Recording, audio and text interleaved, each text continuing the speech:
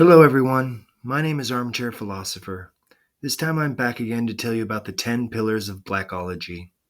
If you like what I'm doing, please like, subscribe, and let me know what you think about the video in the comments.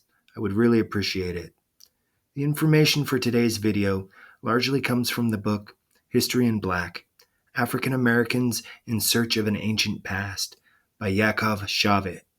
Before we get started, we're going to kind of set the mood with a powerful quote from the legend, Clarence E. Walker, in his book, We Can't Go Home Again. It goes like this. Although some of its advocates may claim that Afrocentrism is history, the methods by which its proponents reach their conclusions are not historically rigorous. The scholars who call themselves Afrocentrists have not written history in the strictest sense of the term. What they have produced is a therapeutic mythology designed to restore the self-esteem of Black Americans by creating a past that never was. Now let's get into the video. I'll start by telling you what Afrocentrism is. Afrocentrism is a consciously ethnographic approach to understanding the cultures and social issues of the African diaspora. One of its outcomes, or products, is the creation of a new global history of mankind which aims, at least in part, to serve as a vital basis for the Afrocentric worldview. This approach is more than an effort to follow the line taken by many ethnic groups and nations in modern rewriting, inventing, or developing a collective identity and national history. Rather, it is a large-scale historical project to rewrite the history of the whole of humankind from an Afrocentric point of view. The result is a new reconstruction of world history. It is a new universal history. According to the Afrocentric view, in order to achieve their goals, modern African Americans must abandon the white Western heritage altogether. Only when a new and all-embracing, genuine, Black African and historical alternative to conventional history, an Afrocentric counter-history, constitutes an act of baptism for the Afrocentric perception of the world, bringing about the rebirth, indeed the resurrection, of the organic Homo Africanus and reviving the genuine African personality and its unique essential characteristics. Then will bondage end, absolutely and irrevocably. Black people will advance from freedom to national and total liberation. Furthermore, African Americans need spiritual freedom, as well as the rehabilitation and rebuilding of a genuine and distinct African personality, a singular African way of knowing and human distinctiveness, an authentic African culture. The major 10 premises, what I call pillars, of this Afrocentric new universal history are as follows. 1. Out of Africa. Africa is the birthplace of all mankind, the primary source of all civilizations. Humans started in Africa. Africans were the first to domesticate plants and animals, control the use of fire, invent the wheel, and establish institutions of higher learning. 2. African heartland. The center of this Africa was the Nile Valley by one account, and interior Africa by another account. Nevertheless, the Nile Valley, which consisted of Nubia and Egypt, and sub-Saharan Africa were interrelated and shared the same basic cultural traits. 3. Black Egypt. Pharaonic Egypt was the cradle and crest of human civilization, an integral part of Africa and its black culture. The Egyptians belonged to the black race. Egyptian culture was a black culture in its own right.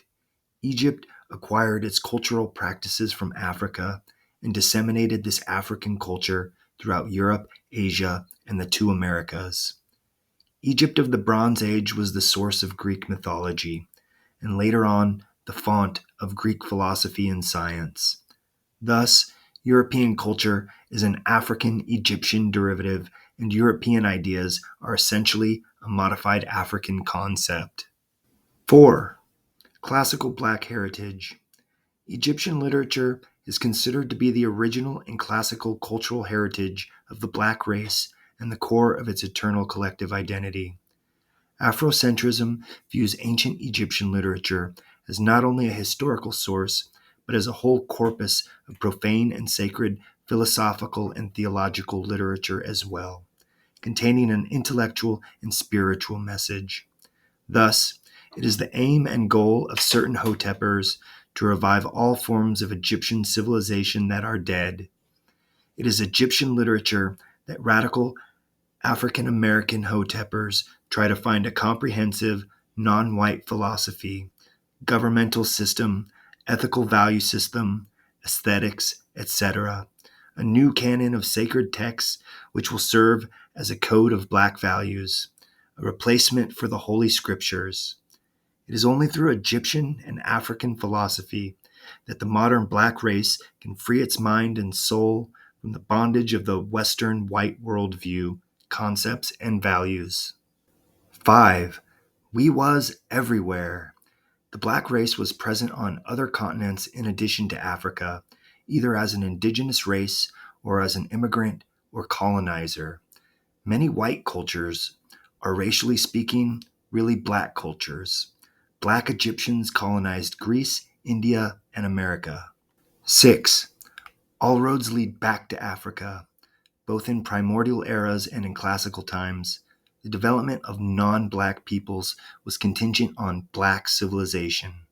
The civilizations of classical Greece, the Hebrew/ancient Israel, Christianity, and Islam all display distinctly African features.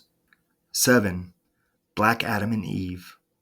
Africa is more than an anthropological, physiogenetic concept. It is also an ontological and historical construct.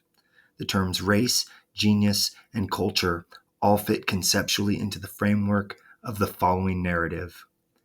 In the beginning was the black man, went forth and multiplied everywhere. Needless to say, God in this world is also black. 8. Essential blackness. Members of the black race are distinguished by discrete ontological and epistemological traits.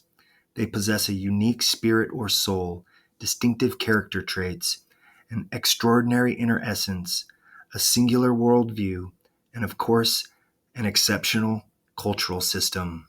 In short, magic melanin. 9. Mother Africa. Africa is the real homeland of the African Americans. Their homeland is not a specific African land or state, but an entire continent. Africa represents mainly transcendent spirit and values that are the offshoot of an inherent racial entity and collective personality, and therefore can be transplanted everywhere, including, of course, American society. Thus, an African American can preserve his or her genuine African traits even within the American society and culture. 10. Race first. Race and racial distinctions are the principles which determine human history and constitute humankind's identity, sense of belonging, spirituality, and consciousness. For them, race or heredity and descent are everything. They stamp the man. Culture and race are synonymous.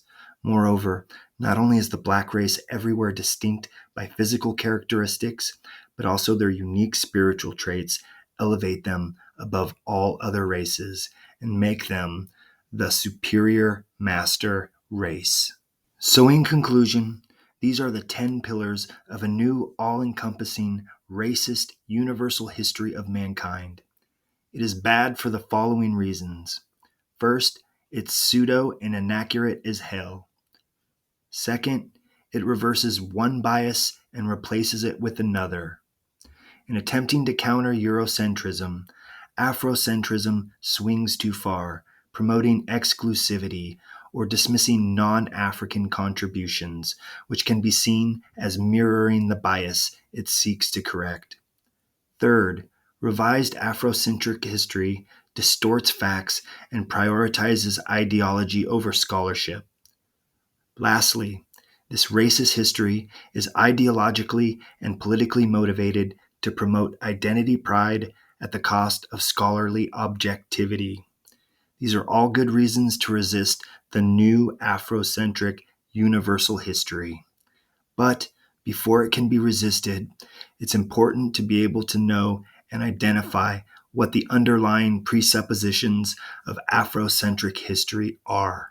Thanks for joining me for the ride. If you like what I'm doing, please like, subscribe, and give me your thoughts in the comments. See you guys soon on the next one.